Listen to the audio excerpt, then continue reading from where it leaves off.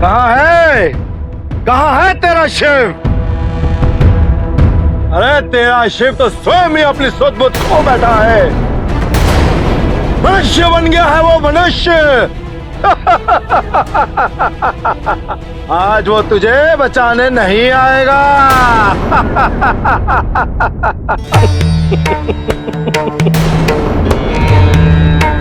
मेरी हड्डियां वज्र की होने का वरदान तो शिव ने मुझे पहले ही दिया है। अग्नि से मुझे कोई हानि नहीं पहुंची, तो महादेव के आने की आवश्यकता ही क्या है?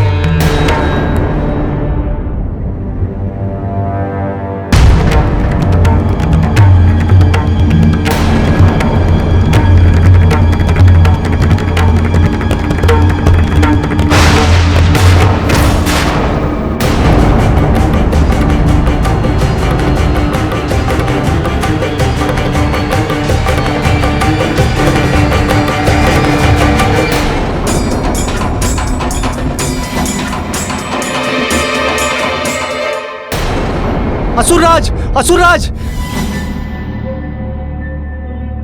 असुरराज की जय हो। सरस्वती नदी के किनारे सती का पिंड दिखाई दिया।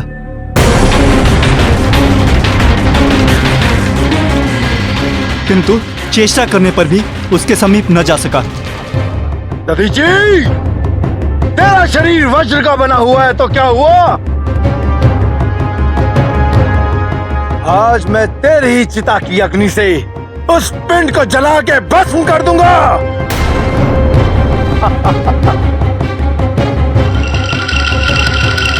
रुक जाओ दुदम्भी, चलो।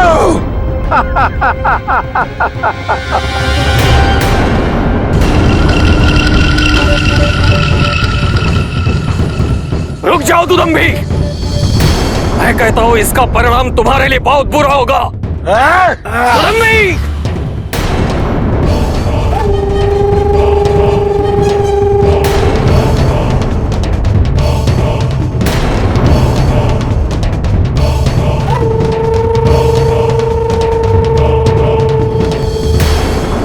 हे महादेव, अब इस अनर्थ से केवल आप ही बचा सकते हैं। हे प्रभु, इन दुष्टों से माता सती के इस पिंड की रक्षा कीजिए।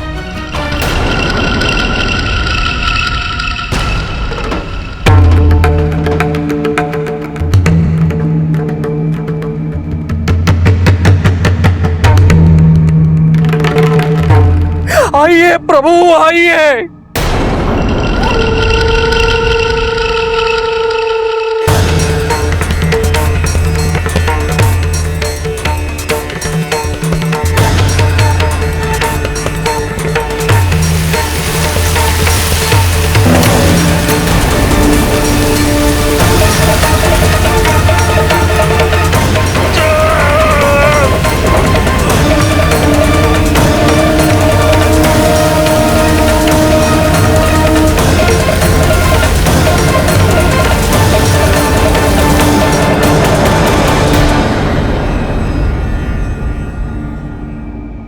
महादेव आ गए।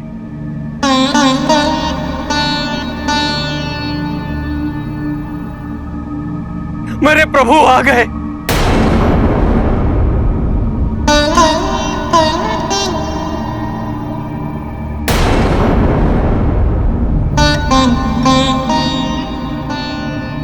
महादेव,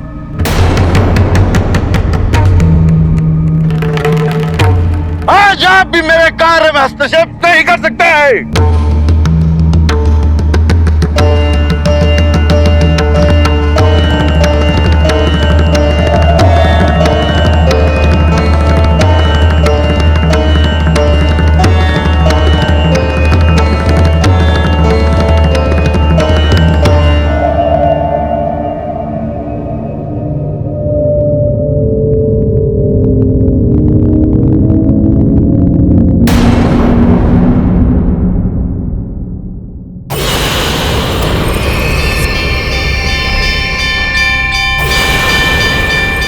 जाओ काल भैरव, असुरों का विनाश कर।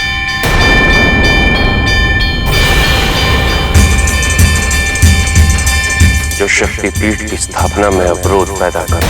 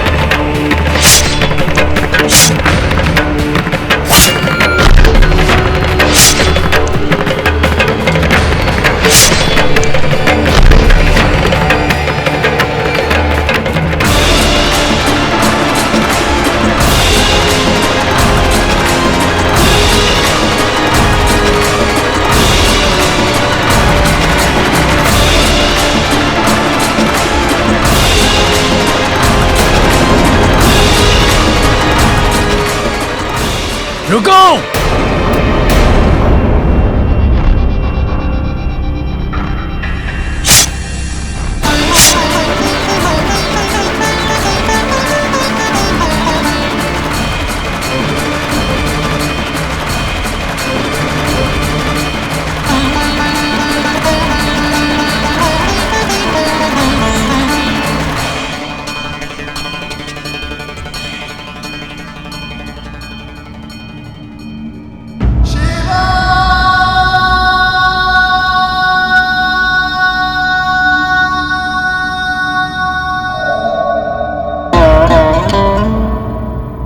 हर हर महादेव, हर हर महादेव, हर हर महादेव।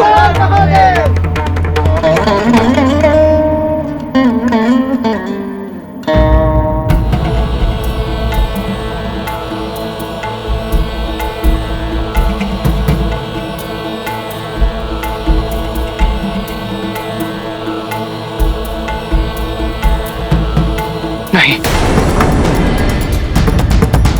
सभी चिंतक कदाचित कायर ही होते हैं, सदैव चिंतन का आवरण ओढ़े बैठे रहते हैं।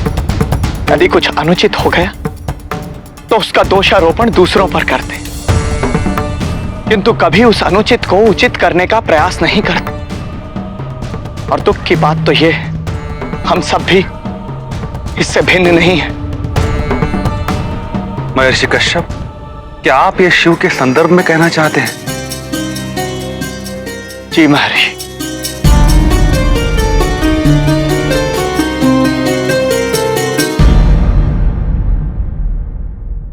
शिव सती के विरह में विक्षिप्त भटकते रहे, और हमने क्या किया? मात्र इन वनों में ध्यान मग्न बैठे रहे। अब शिव इस समस्त संसार में शक्तिपीठ की स्थापना करने हेतु सती के सभी पिंडों को ढूंढ रहे हैं, और हम अब भी ध्यान मग्न ही बैठे। किंतु प्रश्न ये उठता है कि हमारे इस ध्यान, इस चिंतन का लाभ क्या है? क्योंकि उस ओर वो असुर सती के सभी पिंडों को नष्ट करने पर आतुर है। यदि उनमें से एक भी पिंड नष्ट हो गया तो फिर आदिशक्ति का पुनर्जन्म नहीं हो पाएगा। और ना ही इस समस्त संसार का कल्याण। मैं आपके विचारों से सहमत हूं ऋषि कश्यप। हमें भी देवी सती के पिंड ढूंढकर असुरों से उनकी रक्षा करनी चाहिए। आप दोनों उचित कह रहे हैं।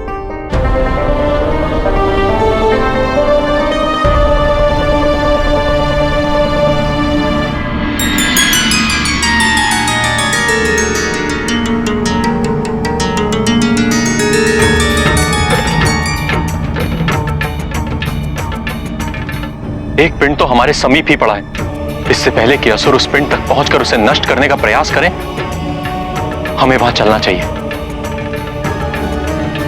चलिए।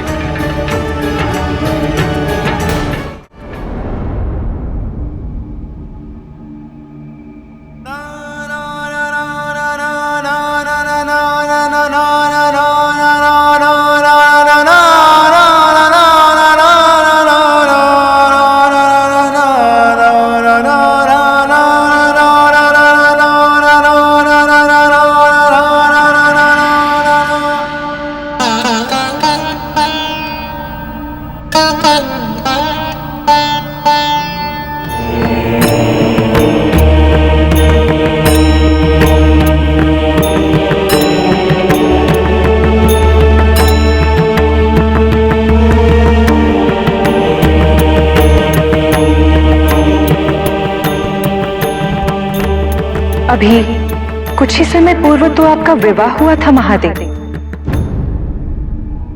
आपने मुझे अपने पुत्र को सर्वप्रथम मेरे आंचल में देने का वरदान भी दिया था।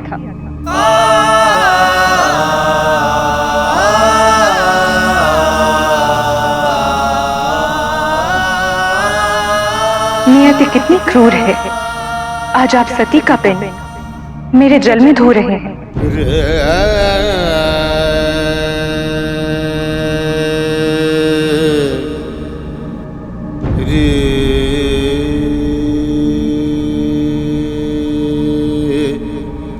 आपकी विशिष्टता को समय के पटल पर अंतकाल तक अंकित कर दिया जाएगा।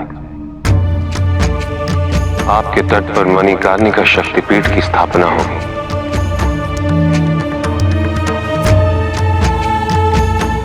और यहीं काशी नगरी की नींव रखी जाएगी।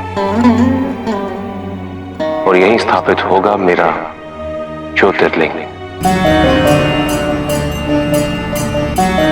जिसे आने वाले कालांतर में काशी विश्वनाथ के नाम से मान्यता मिली।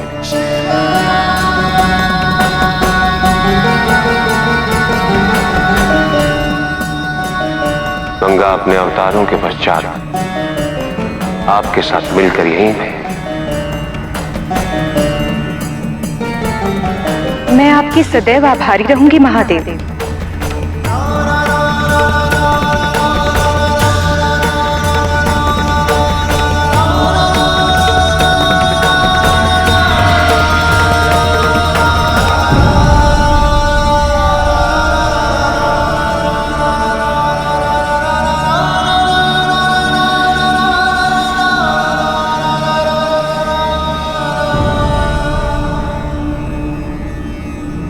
चलिए महादेव,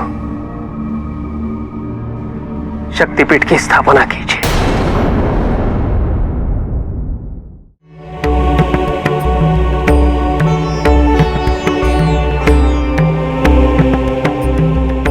या देवी सर्वभूतेषु शक्तिरूपेण संस्थिता, नमस्तस्यै नमस्तस्यै नमस्तस्यै नमो।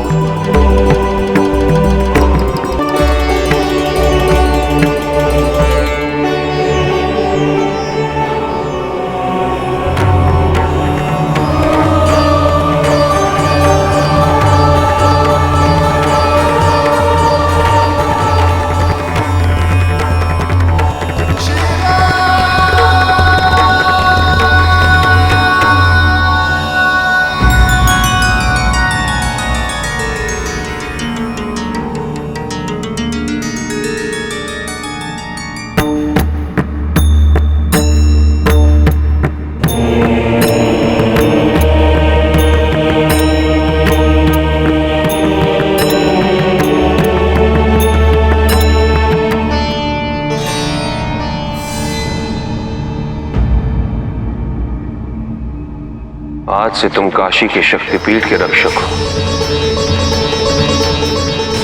इस शक्तिपीठ की रक्षा का संपूर्ण दायित्व तुम्हारा है। इस महाद्वीप पे जहां जहां शक्तिपीठ की स्थापना होगी, वहां मेरा एक भैरव रक्षक के रूप में विद्यमान रहेगा।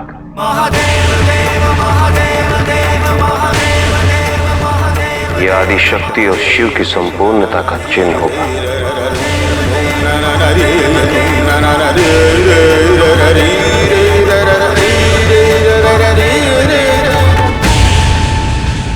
असुरराज, असुरराज, महादेव ने पुनः देवत्व धारण कर हम असुरों को पुनः पराजित कर दिया है। असुरराज,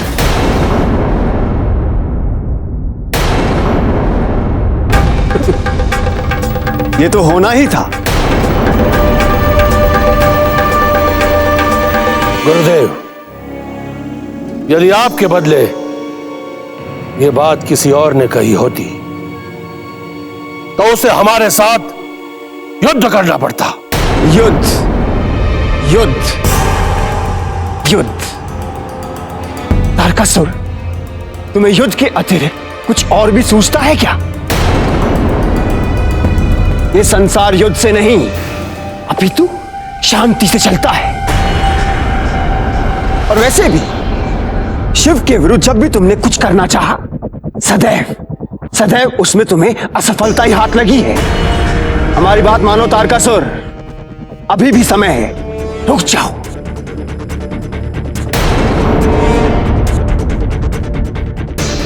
रुक जाना और पीछे हट जाना ये तारकासुर के स्वभाव में नहीं है गुरुदेव।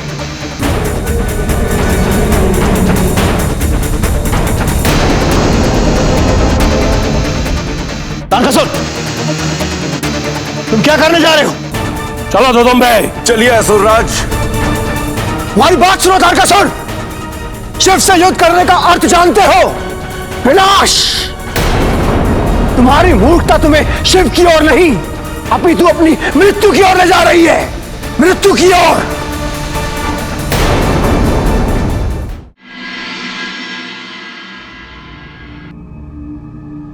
इस संसार को आप कभी अनाथ नहीं होने दीजिएगा प्रभु, क्योंकि सनातन शिव ही इस संसार के प्रतिपालक और रक्षक है। मैं जानता हूं माता का विरह आपके लिए असहनीय था, किंतु संसार तो दो दो प्रकार के दुख सह रहा था प्रभु।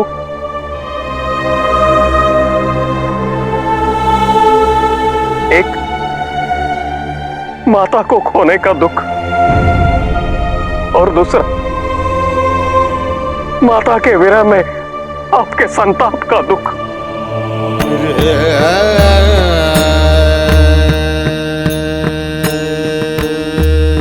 शिव की प्रिय काशी नगरी, जिसे आज हम वाराणसी या बनारस के नाम से भी जानते हैं, यहाँ देवी सती का कर्ण मंडल गिरा था। ये शक्तिपीठ 51 प्रमुख शक्तिपीठों में से एक है। इस स्थल पे देवी शक्ति को विशालाक्षी मणिकर्णी के नाम से पूजा जाता है, जिसे स्कंद पुराण के काशी खंड में शक्ति के 9 रूप में से 5वां रूप माना गया है। विशालाक्षी मणिकर्णी का ये भवन भगवान विश्वनाथ का विश्राम स्थल कहा जाता है और शिव के आदेशानुसार इस शक्तिपीठ की रक्षा का दायित्व काल भैरव अभी तक निभाते आ रहे हैं।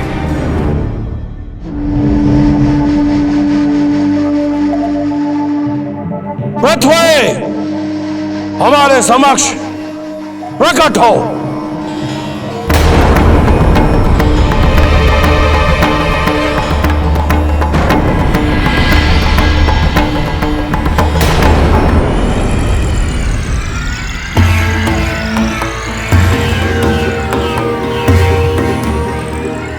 कहो, मैं ही हूँ पृथ्वी, क्यों मेरा स्मरण किया?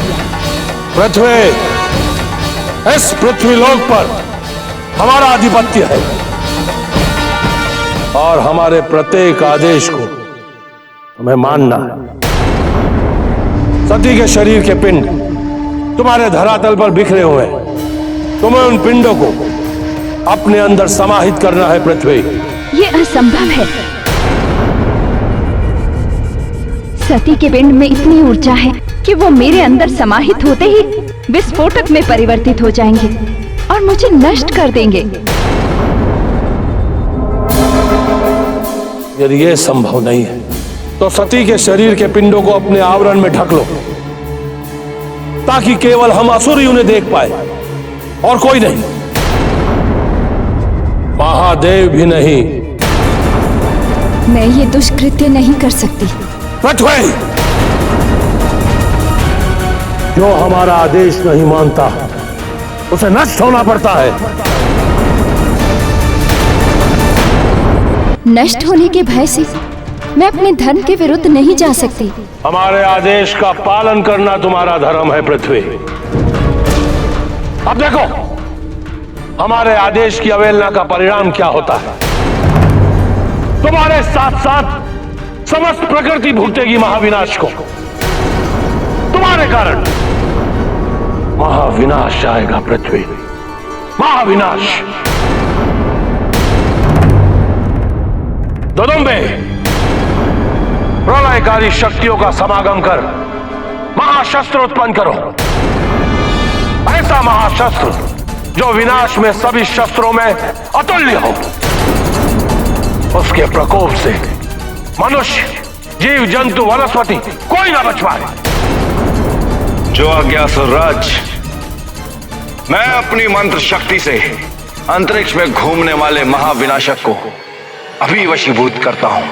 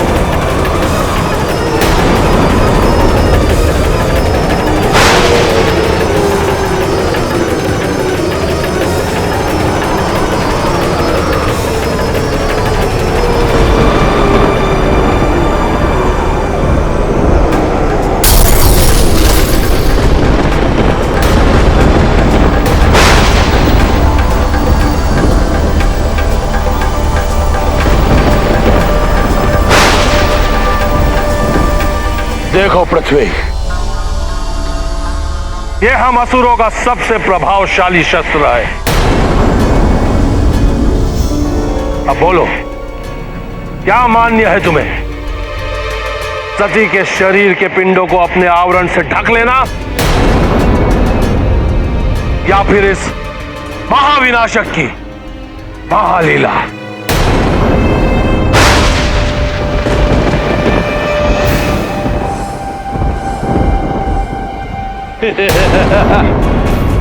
मूर्ख तारकासुर,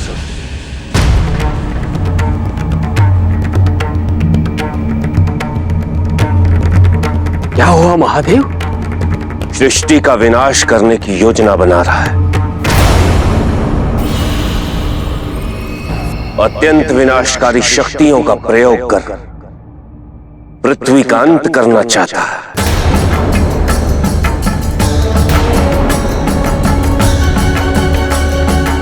क्योंकि इन पिंडों की स्थापना से उसे भय है।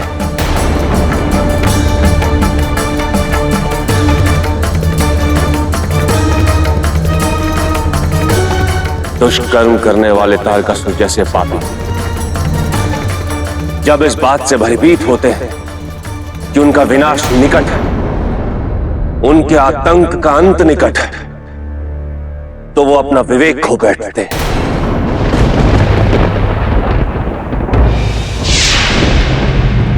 तारकासुर, ये क्या अनर्थ कर रहे हो तुम? ये महाविनाशकारी शक्तियां केवल प्रदर्शन हेतु होती है। ये महाशक्तियां साम्राज्यों के गौरव, महत्वाकांक्षा और उनकी कूटनीति को क्रियान्वित करने हेतु बनाई गई है, और इनका प्रदर्शन इसी अभिप्राय से किया जाता है, ना कि वास्तविक प्रयोग के लिए। दोदम भाई,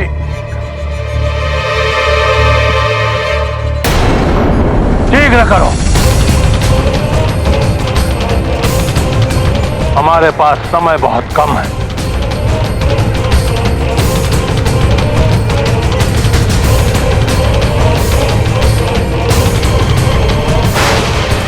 वो इस पृथ्वी पर शासन करना चाहता है, इसे अपने अधीन लाना चाहता है।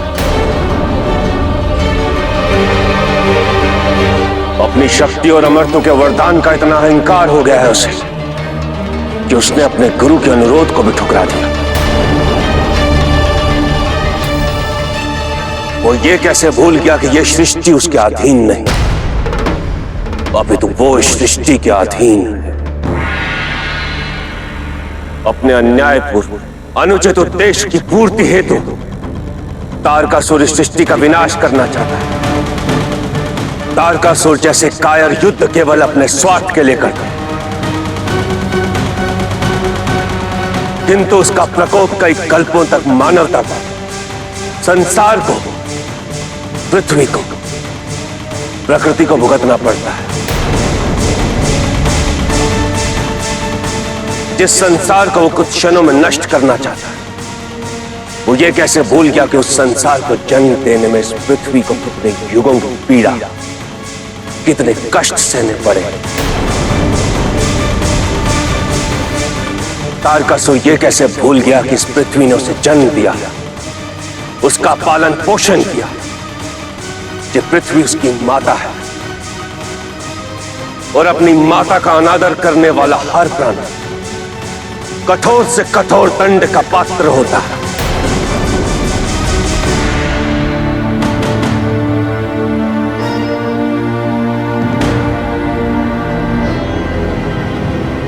तारकासुर!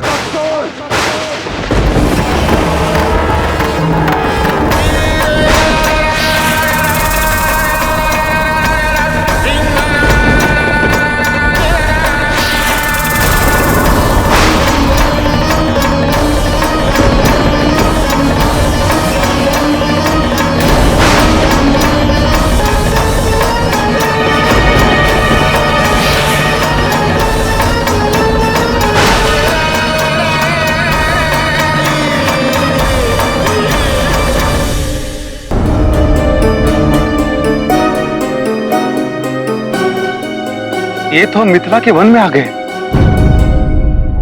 कहाँ है देवी सती का पिंड?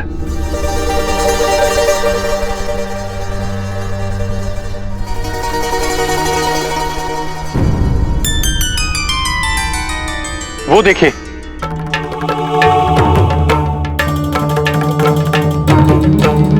आइए।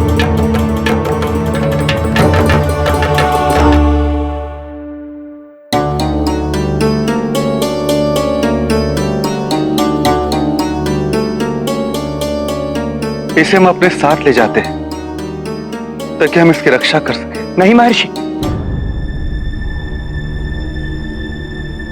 सती के पिंड को शिव के अतिरिक्त और कोई नहीं उठा सकता। हमें असुरों से इसकी सुरक्षा यहीं रहकर करनी होगी, और तब तक करनी होगी जब तक स्वयं महादेव यहां ना आ जाए। हाँ महर्षि, हम यहीं तपस्या करेंगे और मेरा ये दिव्य वस्त्र इस पिंड को असुरों से अदृश्य रखेगा।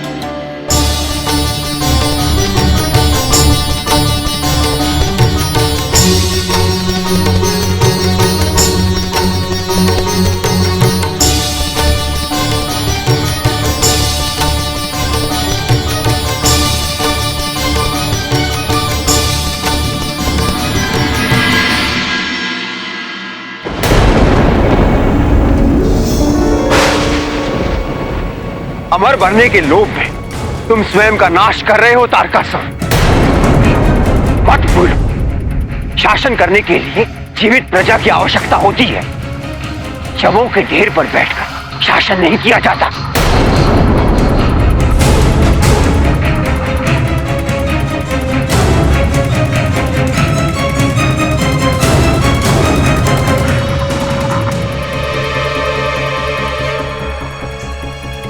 असुरराज महाविनाशक प्रयोग के लिए तैयार है।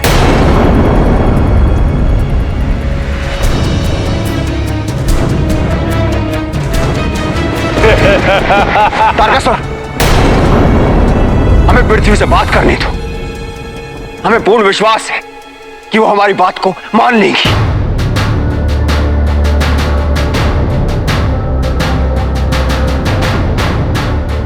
ठीक है गुरुदेव, ये प्रयत्न भी कर लीजिए।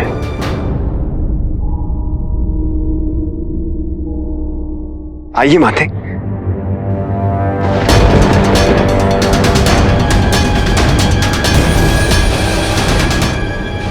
मुझे समझाना व्यर्थ है शुक्राचार्य। मैं महादेव के साथ विश्वासघात नहीं कर सकती, और फिर सती के इतने तेजस्वी पिंडों को मैं अपने गर्भ में धारण कदापि नहीं कर पाऊंगी। हम जानते हैं माते कि आप सती के पिंडों को अपने गर्भ में धारण नहीं कर सकती, किंतु उन पिंडों को अपने वातावरण की सर्वोच्च ऊंचाई पर उछाल तो सकती है। माते, उन पिंडों के उछलते ही वो शिव की दृष्टि में आ जाएंगे, और एक बार पिंड शिव के समीप पहुंच गए तो तारकासुर उनका कुछ नहीं बिगाड़ सकता। आइए माते।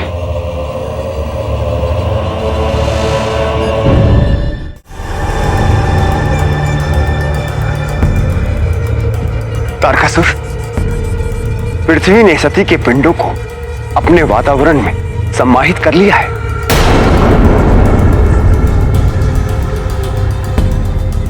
ठीक है,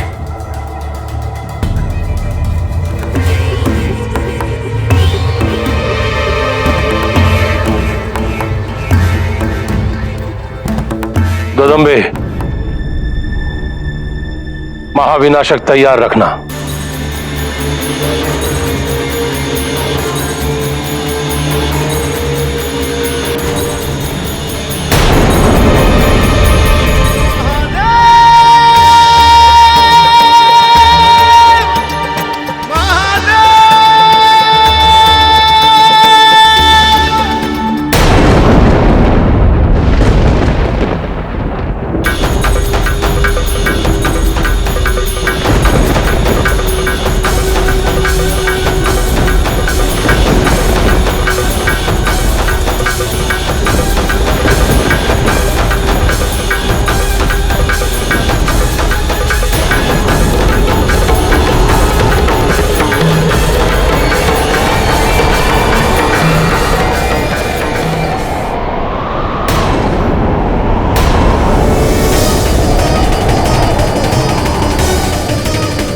ये क्या हो रहा है?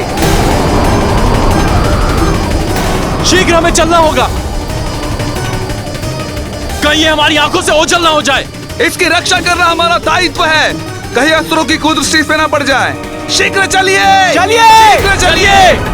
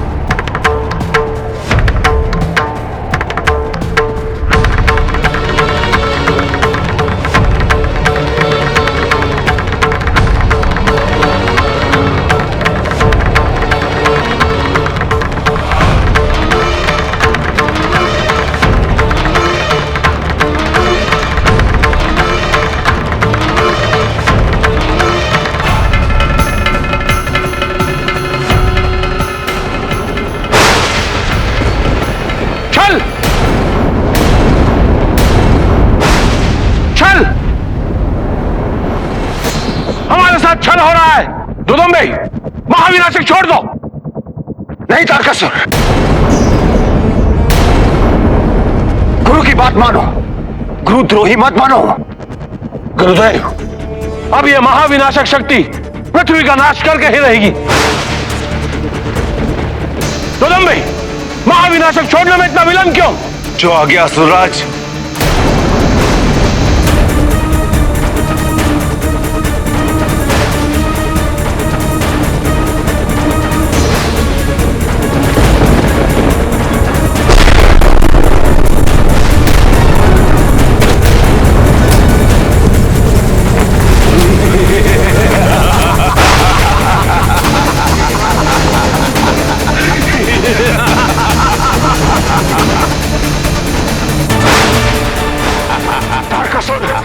तुमने क्या विनाश कर डाला?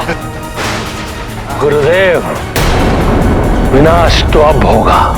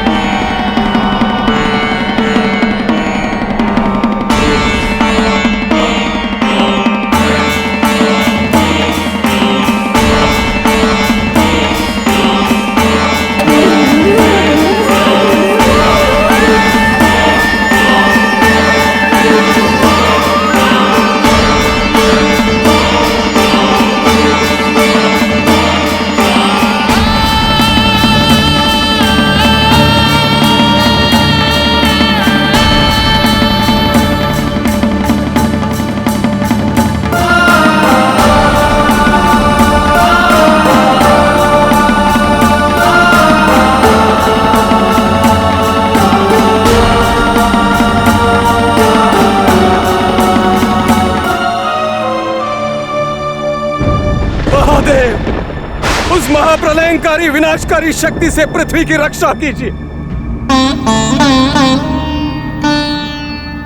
रोकिए उसे महादेव, रोकिए।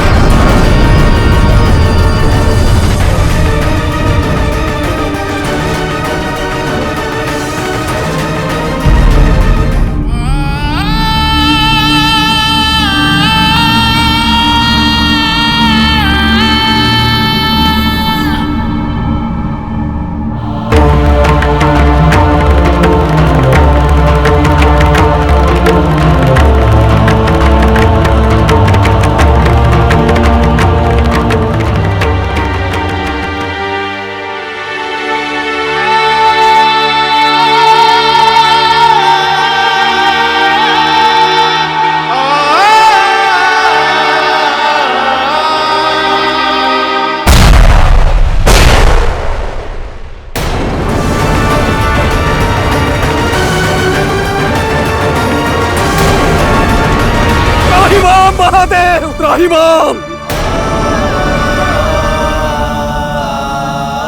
विनाश के इस अत्यंत क्रूर दृश्य को देखिए महादेव।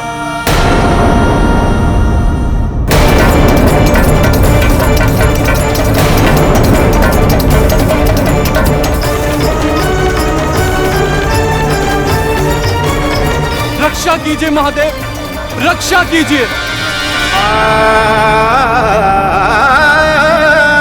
हे महादेव, विलंब न कीजिए, अन्यथा कुछ नहीं बचेगा महादेव।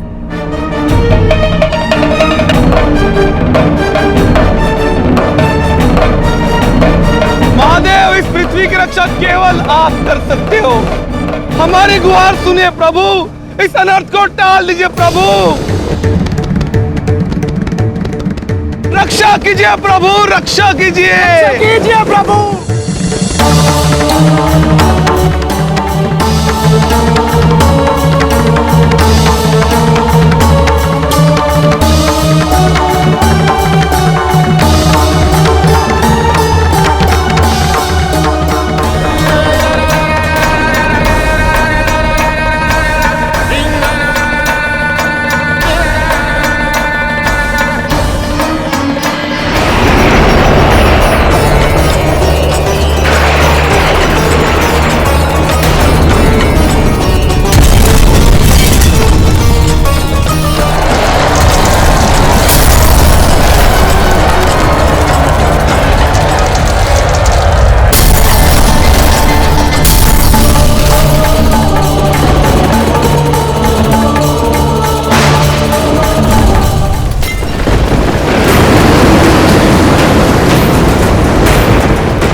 रक्षा कीजिए महादेव, रक्षा कीजिए।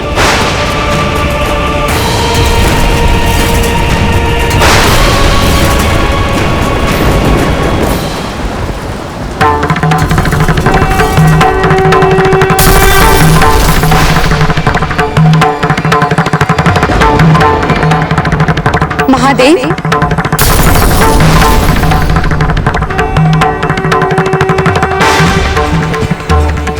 पुनः मेरे मोह में ये भूल रहे हैं कि जिस पृथ्वी के कल्याण हेतु सती के पिंडों से शक्तिपीठ की स्थापना करनी है, वही पृथ्वी उस दुष्ट तारकासुर के महाशस्त्र के कारण नष्ट होने जा रही है।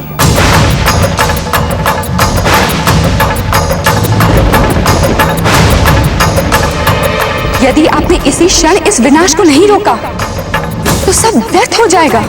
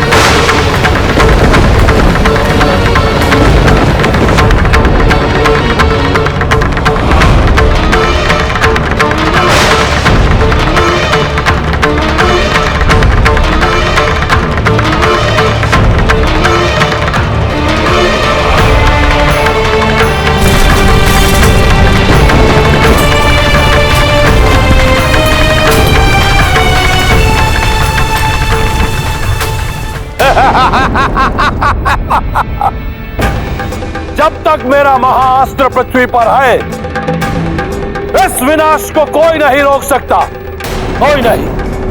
ये विनाश लीला ऐसे ही चलती रहेगी और इसकी दोषी होगी तुम।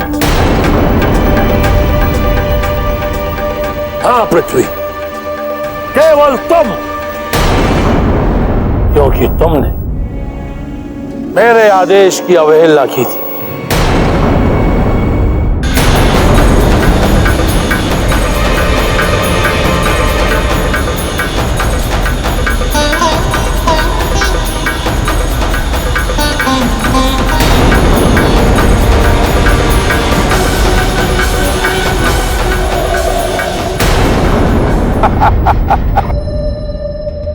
तुम्हारा ये उत्साह कुछ ही क्षणों के लिए शेष है,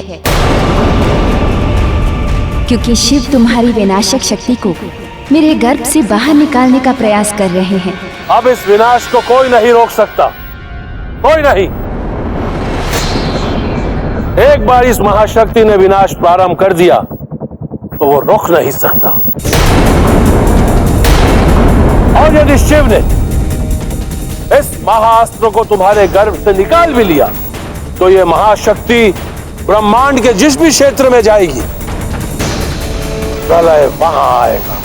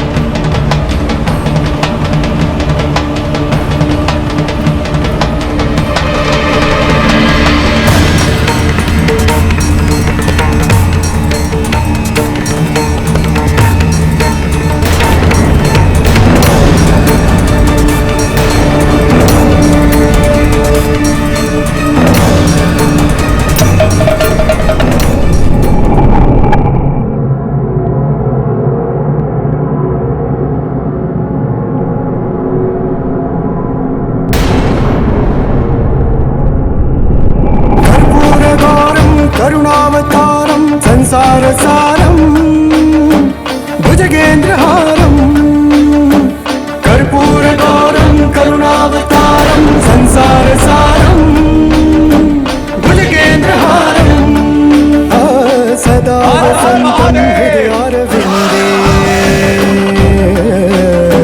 सदा वसन्तं हृदयारविन्दे भवं भवानी सहितं नमामि भवं भवानी सहितं नमामि। तुम अपने अहंकार में आकर ये भूल गए थे तारकासुर कि जगत पिता महादेव के होते हुए तुम जैसे स्वार्थी मेरा विनाश करने के लिए कभी सफल नहीं हो पाएंगे।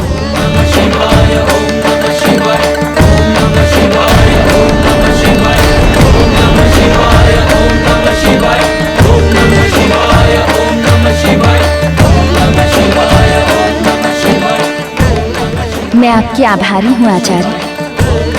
आपने मेरी रक्षा हेतु जो भी प्रयत्न किए उसके लिए मुझे अनुमति दें। मैं महादेव को धन्यवाद देने जाना चाहती हूँ। जी माते।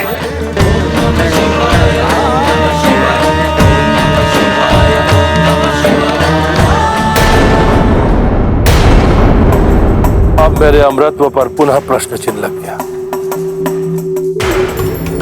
अब तो सती का पुनर्जन्म निश्चित है और उनकी संतान से मेरा वध होना भी निश्चित है।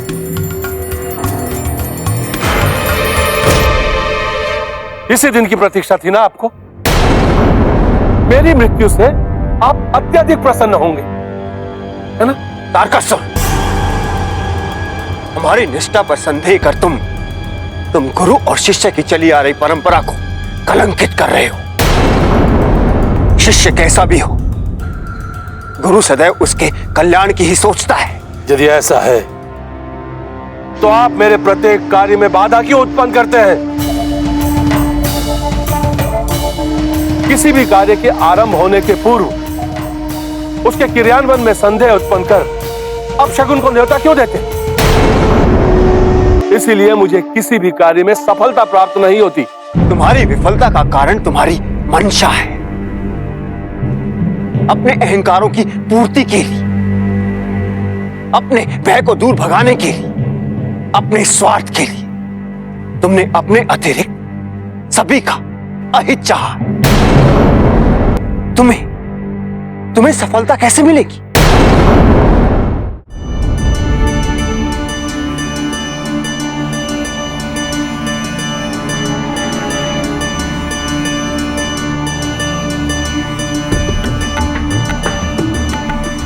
हर हर महादेव, हर हर महादेव, हर हर महादेव, हर हर महादेव। हे महादेव, पृथ्वी के इस महाविनाश को वश में करने हेतु हम सभी आपके हृदय से आभारी। हे संपूर्ण ब्रह्मांड के संरक्षक, देवों के देव, परब्रह्म, आपसे ये निवेदन है कि यहां उपस्थित होकर अपने स्पर्श द्वारा इन पिंडों को शक्तिपीठ में परिवर्तित करें। हर हर महादेव, हर हर महादेव, हर हर महादेव, हर हर महादेव।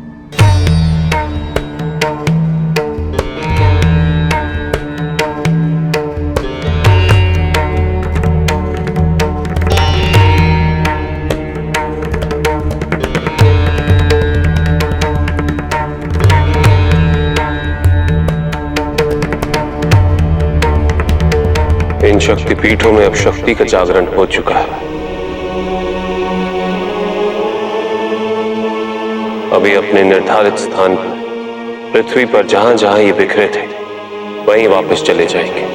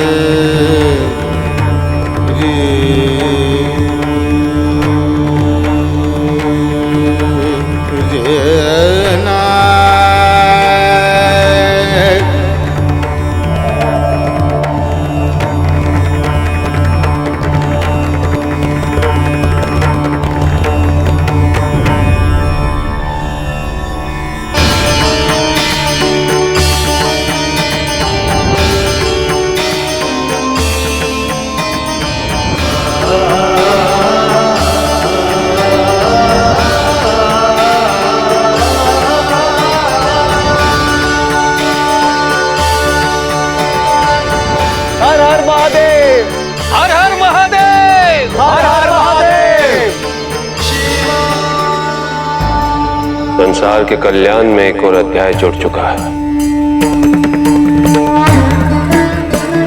मैंने हर शक्तिपीठ के पास एक भैरव को एक दायित्व के साथ रखा है, शक्तिपीठ और उसके भक्तों की रक्षा का दायित्व।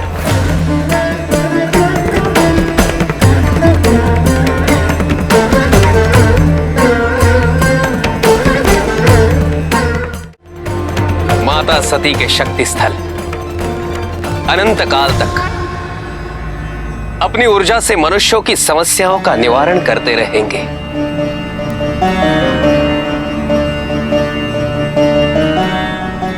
किंतु ये कार्य अभी अपूर्ण है ऋषि दधीचि।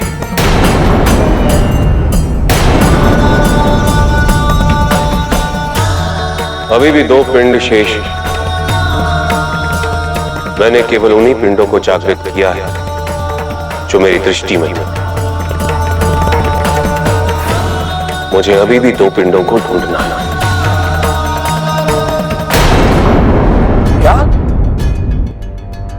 क्या कहा तुमने? क्या अब भी मेरे अमृतत्व की आशा शेष है? हाँ सूर्यराज, अभी भी सती के 2 पिंड शिव की दृष्टि से ओझल हैं। यदि उनमें से एक भी नष्ट कर दिया जाए तो सती का पुनर्जन्म असंभव है। ऐसा ही होगा, ऐसा ही होगा। तारकासुर, तुम्हें इतना आक्रामक होने की कोई आवश्यकता नहीं है।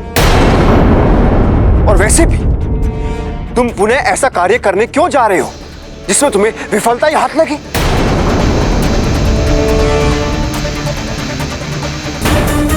मैं कहां कुछ कर रहा हूं गुरुदेव, मैं तो आपके समक्ष खड़ा हूं। जो कुछ भी कर रहे हैं हमारे पुत्र कर रहे हैं, है ना?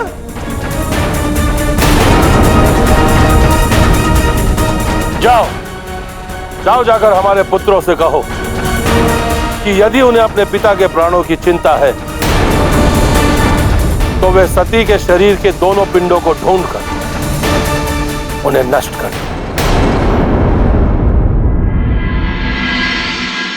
महादेव की जय हो। मैं आपको उन पिंडों तक जाने का मार्ग बताऊंगी। कदाचित सती माता की अंग मेरे उद्धार हेतु ही मेरे धरातल पर गिरे हैं। उन 2 पिंडों तक आपको जाने का मार्ग दिखाकर मुझे अपनी कृतज्ञता व्यक्त करने की अनुमति दें। नहीं देवी पृथ्वी, आप ऐसा नहीं करेंगे। ये कार्य मुझे स्वयं करना होगा। पिंडों में शक्ति जागृत करने हेतु मुझे स्वयं पिंडों तक पहुंचना होगा। महादेव की जो इच्छा।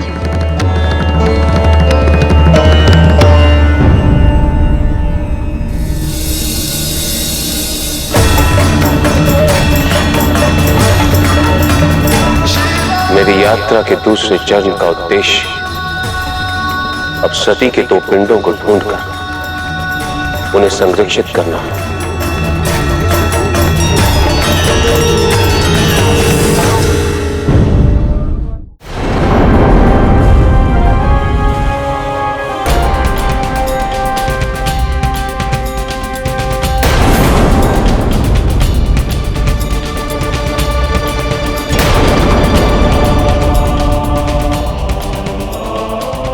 हे महादेव, माता सती का एक पिंड मुझे यहां मिला है।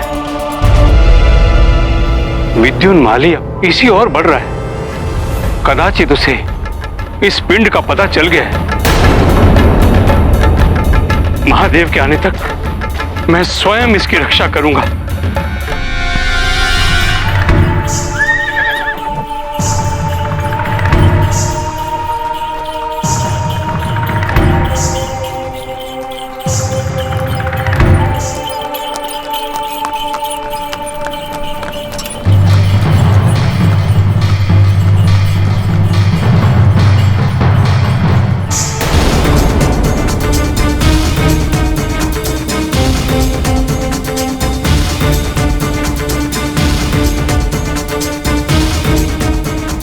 प्रणाम ऋषिवर। मैं गिरि नरेश हेमावन हूं। मुझे विष्णु अवतार श्री बालाजी के मंदिर पहुंचना है। कृपा करके वहां पहुंचने का मार्ग बताएंगे? कैसा सुखद संयोग है। ये हिम नरेश आदि शक्ति के पुनर्जन्म में होने वाले पिता हैं और स्वयं इनका पदार्पण अपनी पुत्री की रक्षा हेतु हो रहा है। अब यही इस पिंड को असुरों की सेना से बचाने में मेरी सहायता करेंगे।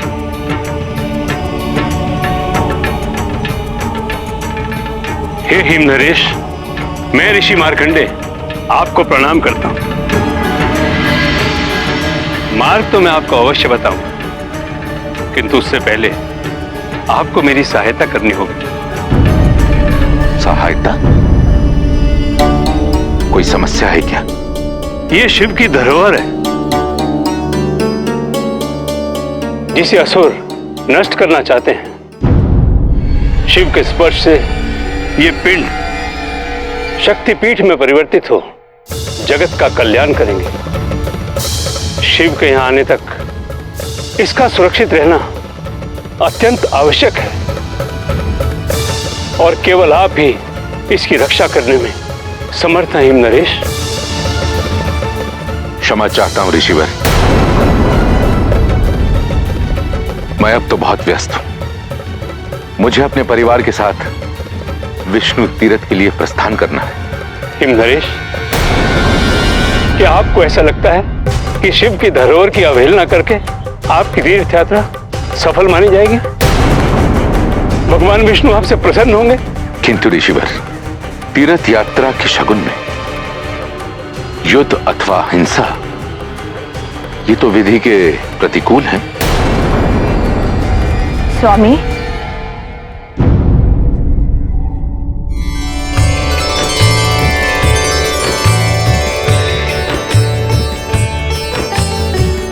धर्म की रक्षा के लिए युद्ध करना हिंसा नहीं होती स्वामी।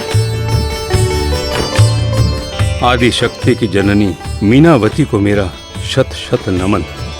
धर्म की रक्षा करना एक क्षत्रिय और राजा का परम कर्तव्य होता है। वो गौ और ब्राह्मण का प्रतिपालक होता है। इस ब्राह्मण के निवेदन को अस्वीकार मत कीजिए स्वामी। उचित है। सती के पिंड की रक्षा का संपूर्ण दायित्व अब मेरा है और मेरे अंतिम श्वास तक इसे कोई क्षति नहीं पहुंचेगी।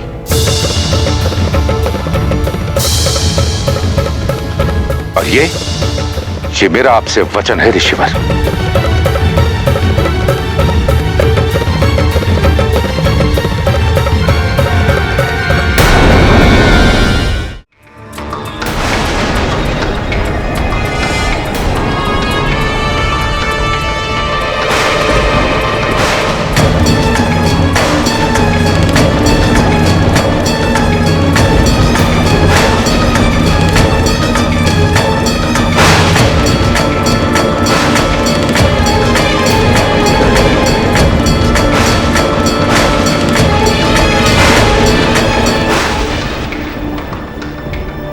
पर्वतराज, क्यों इस पिंड की रक्षा का विफल प्रयास कर रहे हैं? मेरे मार्ग से हट जाइए। मैं राज धर्म निभा रहा हूं।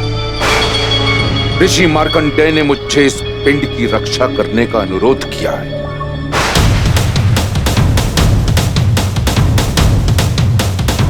तो मैं भला इस पिंड को किसी और को कैसे सौंप सकता हूं? मेरे आग्रह को अपने जीवन का अंतिम अवसर समझिए। हट जाइए। वचन देकर पीछे हटना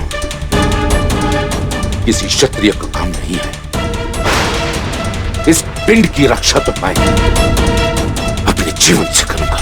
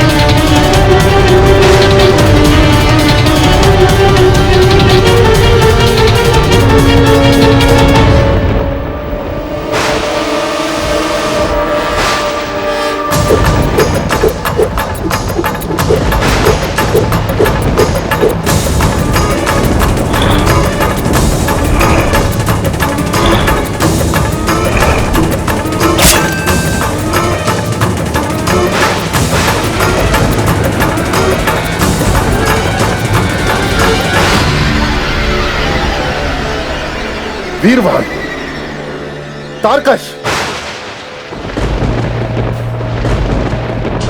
भ्राता विद्युन्माली, अब आपकी सहायता के लिए हम आ गए हैं। अब आपको चिंता करने की कोई आवश्यकता नहीं है। ऋषिवर, हम उन्हें बहुत समय तक नहीं रोक पाएंगे। आप शीघ्र से शीघ्र देवी सती के पिंड को यहां से ले जाइए। हे हिमनरेश, माता सती के पिंड को महादेव के अतिरिक्त और कोई स्पर्श नहीं कर सकता। परंतु महादेव है कहां?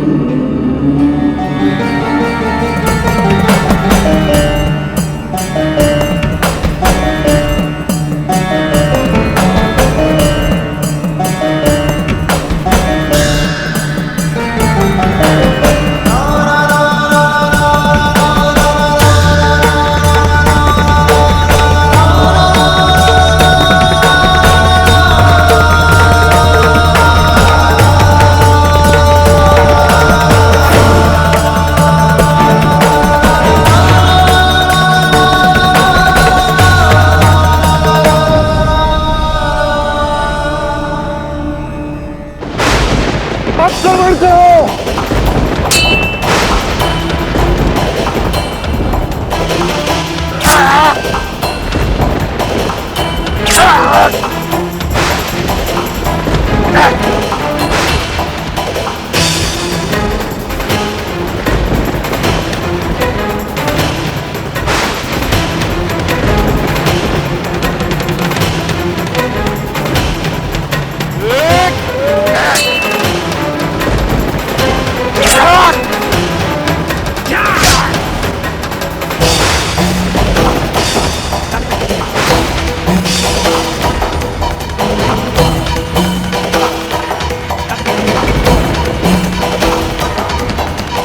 इस अवसर का लाभ उठाओ वीरमन।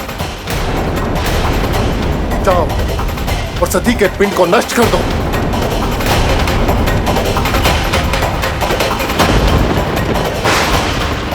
रुक जाइए। प्राण भरे ही चले जाएं देवी, लेकिन ये पिंड इन असुरों के हाथ नहीं लगने चाहिए। आप निश्चिंत रहिए स्वामी, मैं इनको आगे बढ़ने नहीं दूंगी। स्त्री का स्थान गृह में होता है, ना कि युद्ध क्षेत्र में। सवाल जब पति की रक्षा का हो तो उत्तर देने स्त्री रणभूमि को भी अपना गृह बना लेती है। हट जाओ, नीति के संशय को छोड़ो भ्राता, और शीघ्र ही सती के पिंड को समाप्त कर दो।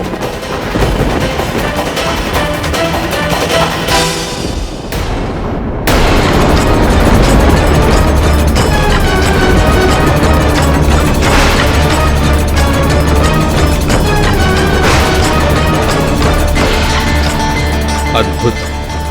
आदि शक्ति के पुनर्जन्म में होने वाली उनकी माता स्वयं अपनी पुत्री की रक्षा कर रही है।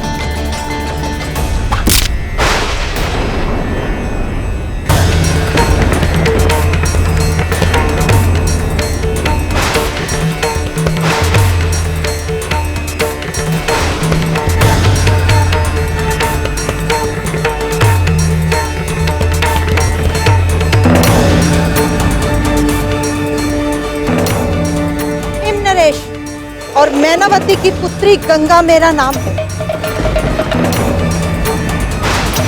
और गंगा के रहते इसके माता पिता को कोई क्षति नहीं पहुंचा सकता।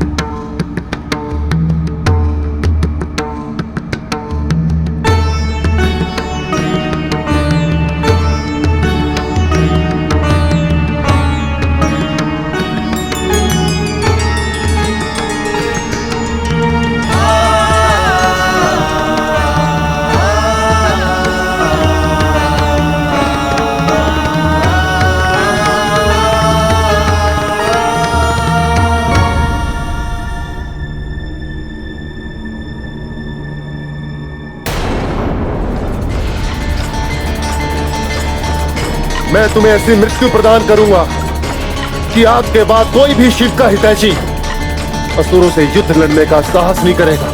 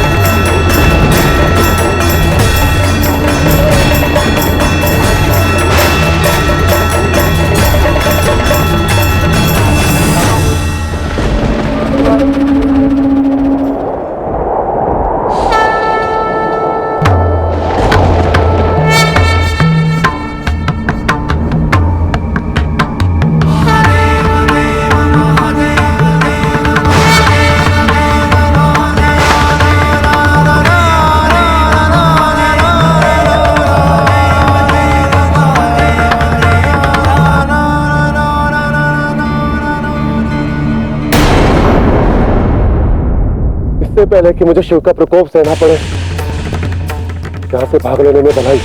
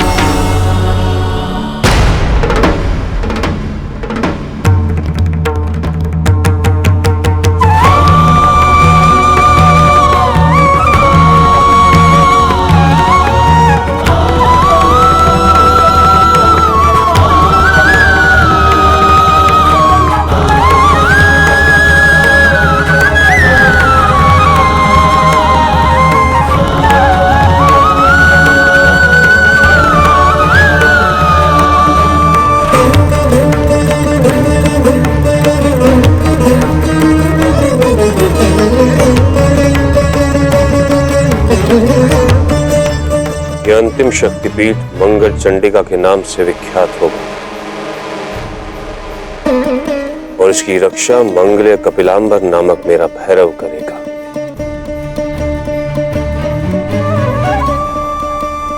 महादेव, ये सब हिम नरेश हिमावंत, उनकी पत्नी मैनावती और उनकी पुत्री गंगा के उत्कृष्ट साहस के प्रदर्शन और राज कर्तव्य के सर्वोच्च योगदान से संभव हुआ है।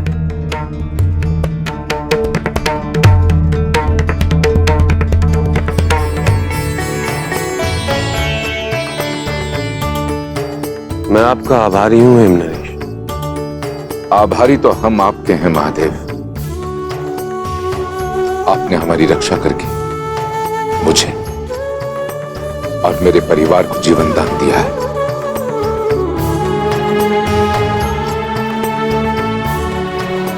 महादेव की जय हो।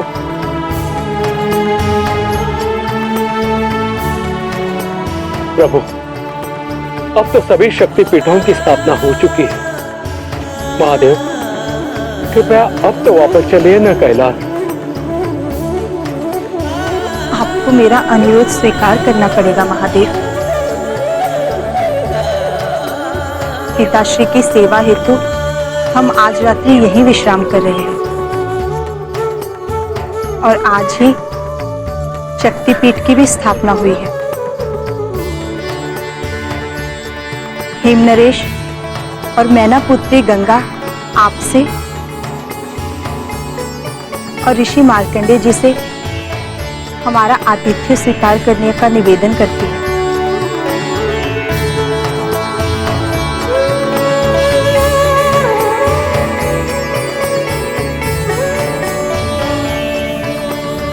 अवश्य।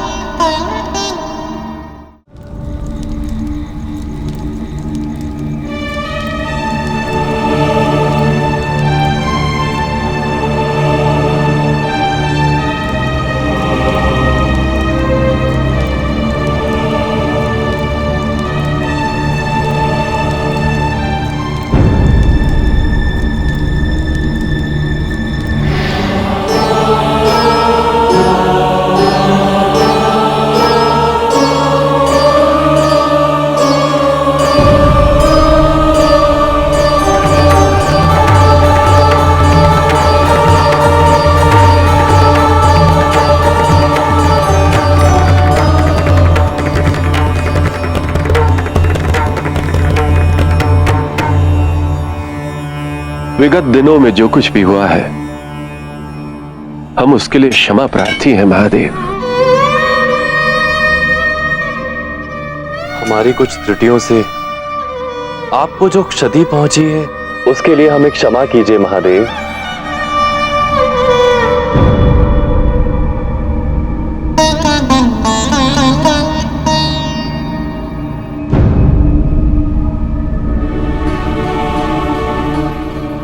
अब शीघ्र ही आदि शक्ति का पुनर्जन्म भी होगा और आपके एकांतवास का अंत भी।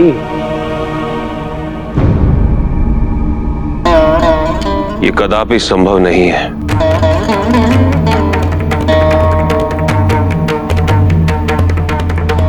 एक बार इस मिलन का परिणाम देख लिया है मैंने।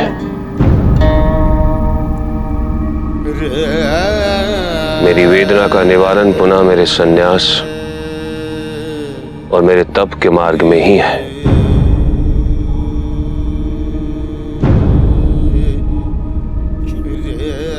माया से परिपूर्ण संसार में केवल दुख है और इन दुखों का कभी अंत नहीं हो सकेगा।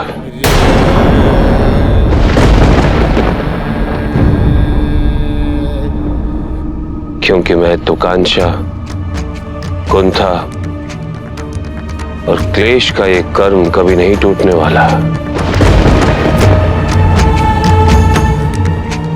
क्यों रचना की आपने ऐसे संसार की? नहीं महादेव, मैंने तो केवल इस संसार की रचना की थी, क्लेश की नहीं। इस संसार में न कुछ सुंदर है, न कुरूप, न कुछ उचित है, न अनुचित, न सुख है, न दुख है। ये तो केवल मन के द्वारा उत्पन्न किया गया अनुभव है महादेव, केवल अनुभव। इस मन की रचना भी तो आपने ही की है ब्रह्मदेव।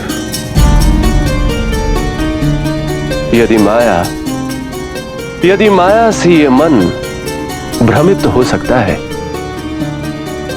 तो ये मन सत्य से प्रबुद्ध भी तो किया जा सकता है महादेव।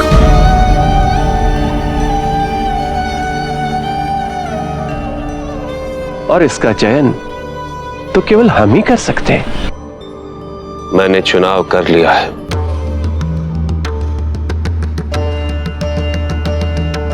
मैं अपने मन को तप और वेद के माध्यम से माया मुक्त एवं स्थिर करने जा रहा हूं।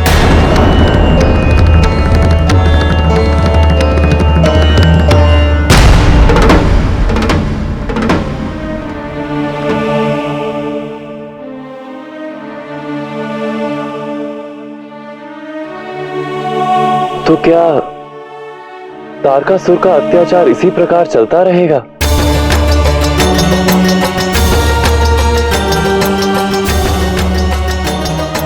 कैसे होगा आपके पुत्र का जन्म?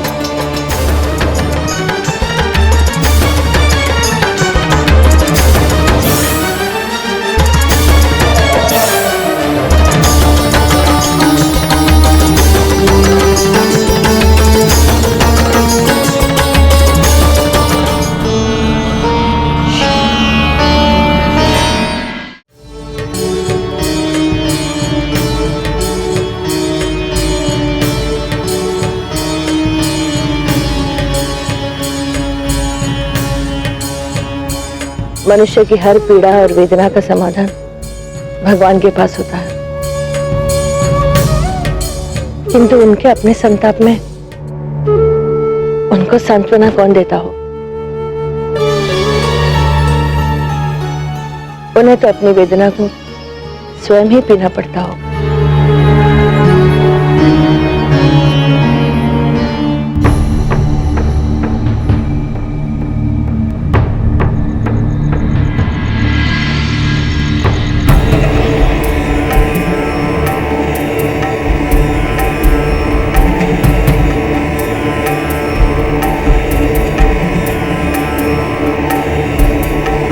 ऋषिवर,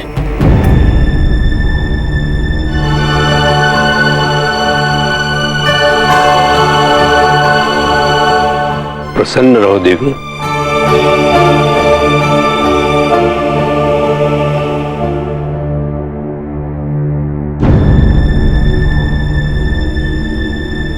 क्या बात है देवी, कुछ कहना चाहती हैं आप? ऋषिवर, मैं शिव और अपनी उत्पत्ति के उद्देश्य के बारे में जानना चाहती हूँ। इस सृष्टि में आपका एक विशिष्ट स्थान है, इससे अधिक और क्या जानना चाहती हैं आप? मुझे एक असाधारण सी अनुभूति हुई है ऋषिवर। जब से मैंने शिव को देखा है तब से ऐसा प्रतीत हो रहा है कि जैसे मेरा जन्म शिव से मिलन हेतु ही हुआ है। मैं क्यों उनकी ओर आकर्षित हो रही हूँ?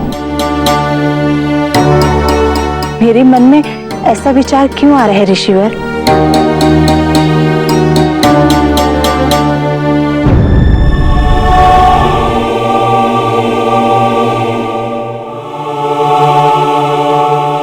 आपका अंतर्ज्ञान बिल्कुल सत्य है देवी। आपका भविष्य में शिव से जुड़ाव है।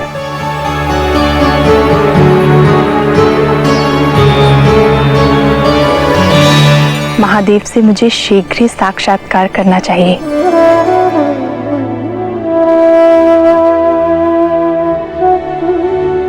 किंतु आपका स्थान शिव की जटाओं में होगा, उनके शीर्ष से ही प्रवाहित होंगी आप, और इस कारण शिव को गंगाधर भी कहा जाएगा।